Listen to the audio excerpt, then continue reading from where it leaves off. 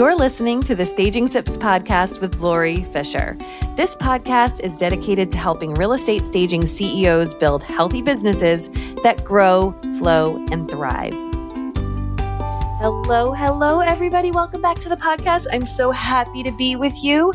I know we have been on a little pause for the last couple of weeks, and that is honestly because I didn't plan super well for life and all that was going on over the last several weeks. So I am back and excited to be here.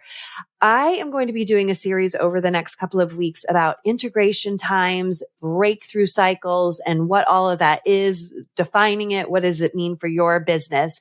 This series is all about the times when things don't go well in your business, but then how we can work through them, how we can use some of the quieter times in our businesses to bolster both ourselves and our businesses over the long term. So today we're going to be talking about low value work cycles.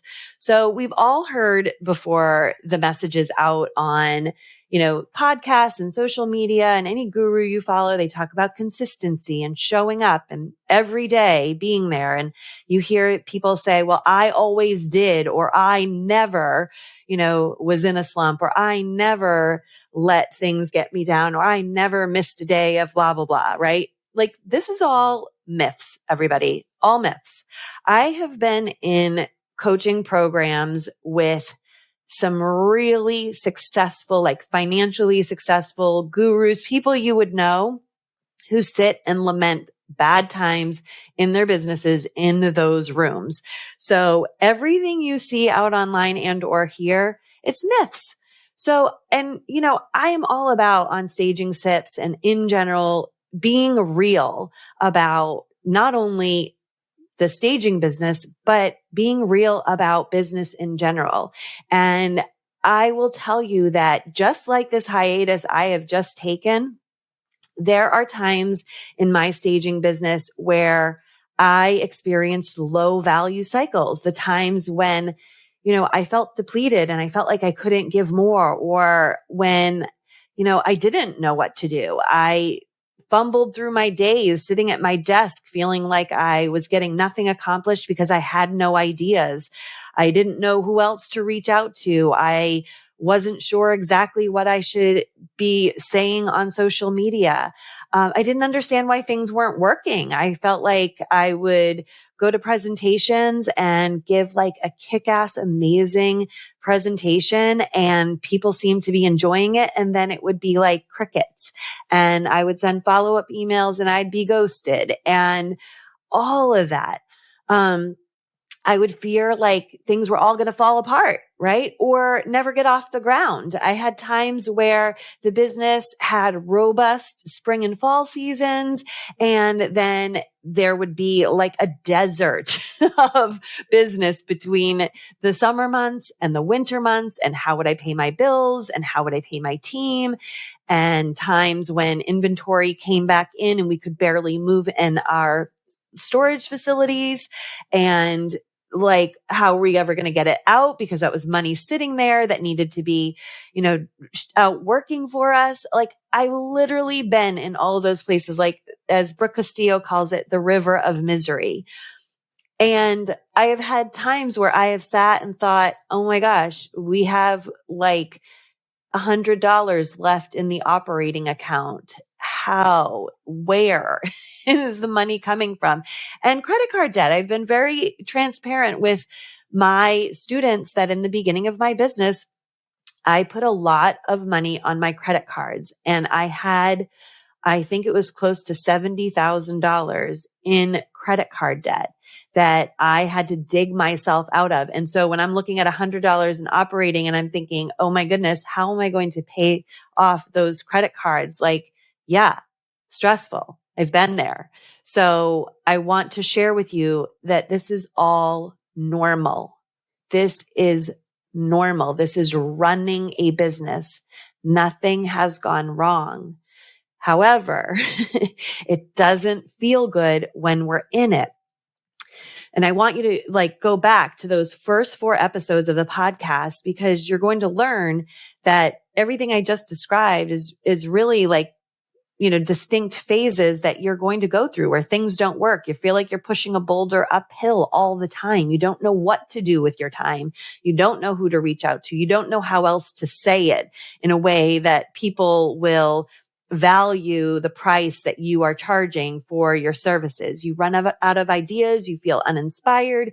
You feel overwhelmed. You feel frustrated. If you've got team and, the wheels are falling off the bus and systems aren't working and team doesn't seem to be learning the process or being able to style the way you want them to, like this is all part of it. So if you're finding yourself in any one of those descriptions, I just want to first say, give yourself some grace and give yourself some space. And this is a really good thing to just kind of think about as maybe a mantra, like grace and space might be exactly what you need in times like this. So when you're in this is considered a low value mindset cycle. And the most important thing and the most important work that we can do is understanding that we can get through these low value work cycles, and that the faster we can get ourselves through them, the better off we will be. In the beginning, this is hard. I always think about, working out, like in the beginning of working out, if you haven't done that in a long time, your body takes a longer time to recover between those workouts. You feel super sore for a long time. And then as you start getting more, your body gets more comfortable with the idea of the discomfort of working out, your body recovers faster. That's how your brain works. So these periods of low value cycles, these periods of feeling like things aren't working, you actually get better at managing them over time. So in the beginning, it can be very, very painful and very uncomfortable, but I'm going to offer you some solutions as we go through. I'm going to give you some mindset solutions, and then I'm going to give you some action solutions. And throughout this series, we'll dial in even deeper on some things that you can do.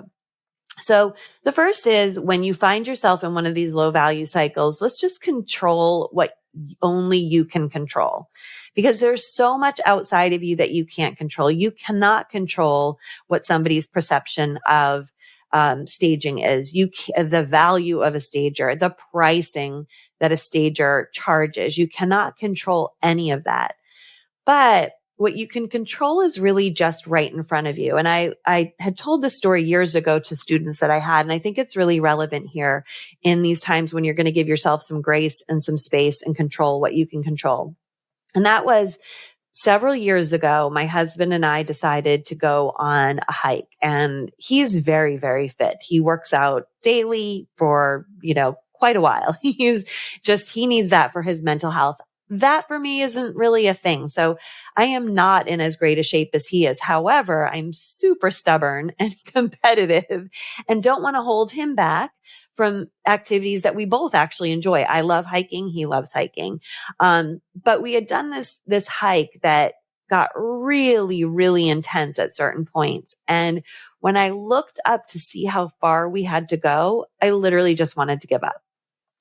So I decided that I would just look at what was right in front of me, and I'd keep my head down on this trail, digging like these steep hills, and just keep looking at one step in front of the next and never look up until, we got to the top.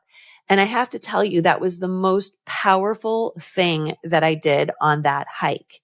And I thought about that in terms of business, is that sometimes we need to take our eyes off of the horizon, off of the mountain and the peak of the mountain, whatever it is. We talk a lot about future thinking and future planning and your future self. Sometimes you just need to dial in on the person and the place that you're in right now and go, okay, what can I control right now? So from a mindset perspective, just acknowledging that right now might feel like a total shit show. Like it might not be what you were hoping it would be. And it might feel hard and uncomfortable and depleting and demotivating. But saying to yourself, okay, I know this is temporary and I know it's fixable. One of the most powerful things that my kids said that I had given them as a lesson was, this is all temporary. this will change. And I truly believe if we can just remember that we're just passing through phases, that tomorrow it could be totally different, or maybe next week or next month, but it's all temporary and it's all fixable, and it doesn't all need to be solved right now. And in fact, one of the best things we can do is just decide that we aren't actually going to be the ones that solve it, that just time and space will solve it. I also want you to know that discomfort is the exact right step to be in for your growth.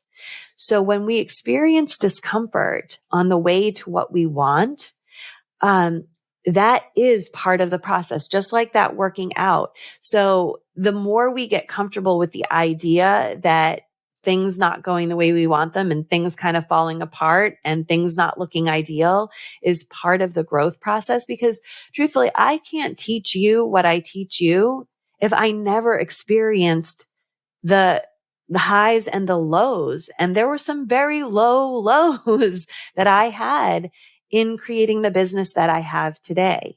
There was a ton of discomfort. There was a lot of things that I felt like I did that maybe had a risk and no return for the very near, in the very near future, but that paid off really well in the long term because I was able to manage just getting through the discomfort, going through the sleepless nights or the nights that you wake up and you toss and turn because you have, thoughts that it's never going to change. Like I've been through all of that with you, and I couldn't have grown my business without it, honestly, because you learn. Like I am an experimenter. I learn through experiencing things. I learn through trying things and falling flat on my face and failing. Not everybody does. I recognize that. But what we all tend to go through is some discomfort and feeling like we made a decision that maybe wasn't the right decision in the short term, but learning from it.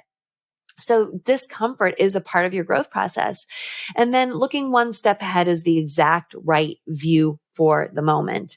Like just if we can get in a space of putting our eyes down and just forgetting, like almost putting on hold the vision that you had for your business, just so that you can manage your discomfort or your stress right now, is the exact right thing to do. And I know this probably seems, I don't know if it might feel generic or it might not feel clear advice, but mindset work often isn't. Mindset work gets revealed to you over time.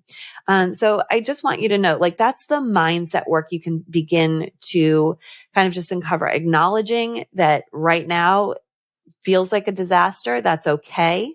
That if you just put your eyes down and let yourself live in the discomfort, that it's temporary, it's fixable, everything is fixable. So that's the first thing. So like, as an example, when you first start working with, like, a couple of examples, let's start from like, if you're starting out in business and you've gone through and you've been doing your social media and you've been out meeting people and you're not booking clients, just recognize that that's all normal. That's a normal phase of business. And again, go back to the early episodes of this podcast. Episodes 1-4 are all about the phases of business. You're going to spend a lot of time in the beginning of your business feeling like none of what you're doing is working, like it's a waste of time, that nobody's hearing you.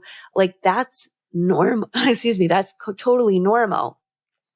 What about when you start hiring team and investing in inventory because your business is growing and your seasons are busier, and then you have what I had, which was like a desert of business in those summer and winter months.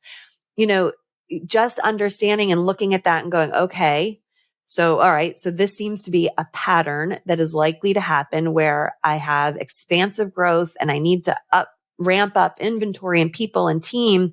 What can I do to plan for the off season or the quieter seasons? What can I do financially to plan for that better? What can I do in terms of revenue streams that might help that? Those are all things that you can start to just acknowledge, right? Like acknowledge that we have a seasonality to this business. Acknowledge that interest rates and all kinds of things impact our business, and know that they're temporary, but they're fixable and we can plan for them. That's the mindset work. Now, as far as the actions that you can go through when you get to a place where you're in a low value work cycle and you're feeling like nothing is going the way you want to, um, do a thought download. Just you can write it, you can type it into your computer, whatever works for you. Typically, writing there's a better connection to your brain. There's a lot of science behind that. So from a neuroscience perspective, writing stuff down, get all your thoughts out on paper. What's working? What's not working? Where are the gaps? Where are things that you can go through that fix it protocol from episode 26, how to change your course when your systems aren't working. If you go through that fix it protocol of like getting your thoughts out and then kind of the fact finding, what's working that I can lean into, what's not working that I need to do some fact finding on. Maybe I need to create an issues list. What are some things from that issues list that I can address immediately? Then what do I do to implement a plan to fix the things that are longer term, that need a longer term fix, right? So start there. That's a really good action step because sometimes there's a lot of sneaky thoughts and things that we didn't even realize underlying everything. So get it out on paper. The other thing I want you to do is I want you to take time. And I know people will say, don't go into consumption mode. Sometimes consumption mode is the best thing you can do, the best action step. So read. Sometimes when we read business books, like I go back to E-Myth Revisited, Atomic Habits is one of my favorites to read, like what's the neuroscience behind all of that. A new favorite that one of my students gave to me. So thank you. Shout out to Angelique Ferguson, The Gap and the Gain, amazing book to help you just sit and look at what you've accomplished and what are the gaps, but look, what are the gains that you have made? You can listen to podcasts. Obviously, Staging Sips, we have plenty of episodes that are super valuable to just help get you inspired. But RESA, the Real Estate Staging Association, has Stager Talk. There's the Stagers on Fire podcast. There's the Home Staging Show podcast. That's Marianne Cherico and Cindy Lynn, respectively. The Design You podcast by Toby Fairley. The Life Coach School podcast with Brooke Castillo has been amazing for me in terms of the mindset work. Online Marketing Made Easy by Amy Porterfield. You can listen to Make Money as a Life Coach, even though we're not life coaches. Stacey Bayman offers a lot of great mindset work on Make Money as a Life Coach. So there are lots of things that you can do to begin to re-energize yourself. You can also look to joining a coaching program or take a course or something like that. And yes, can there end up being a graveyard of ideas that come from all of those things? Yes. Things that you never implement? Absolutely. Things that you don't follow through on? Yes, undoubtedly. However, to get you through and inspire you and remotivate you and help you work through getting through a low value work cycle, those are some of the very best things you can do. And of course, when you do that, that will motivate you to get out there and whether you need to market your services so that you can get more clients or give you ideas for how to put systems into place around your business and so that you can scale and grow and meet the demand that you're starting to generate in your business, then if you take one idea from any one of those things that you do in terms of thought downloads, listening, reading, that is invaluable to your business over the lifetime of your business. So anyway, I know this was more a little mindset-y and all of that, but sometimes we just need that. So anyway, get out there. Have a wicked good week. I will see you next week on the podcast. Bye for now. Thank you so much for listening to the Staging Sips podcast. If you love what you've learned here today and you want to learn more about how to market and grow your staging business more strategically, I would love to see you join us inside of the Rethink You mentorship program. If you want more details and get on our waiting list, you can go to rethinkhomeinteriors.com/waitlist. Looking forward to seeing you in the classroom.